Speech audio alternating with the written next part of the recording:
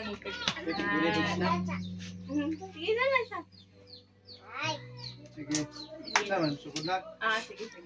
Sige, maayong hapon di aya kanang ako day si Shiba gikan sa Bungolanon High School. Girl, pwede na ako mapangutan na yung pangalan niya. Ako si Jominard Igaan Walan.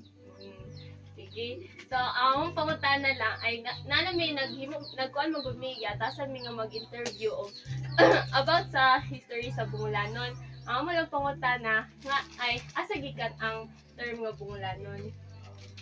Kanang term nga Bungolanon sa unang panahon kuan yun na siya kanang ninitibo nga termino o native term na pasabot kanang kuan bunguan na siya, dili pa na siya Bungolanon. So kanang bunguan saging na siya.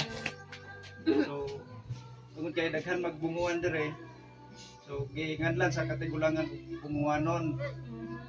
So sulod sa dugay nga panahon daghan na nagpuyo nga mga Ilocano, mga Bisaya, mga Cebuano.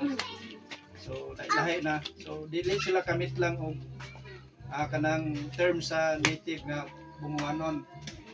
Muna nga ilang gikambyuhan og Bungolanon. Manang nahimo siya Bungolanon, pero ang original nga word yun na is bunguan or bunguanon. Sige, kina, thank you kayo ya sa sa oras kayo mo gihatag nga pagkuan. Salamat. Ay sige. Sige.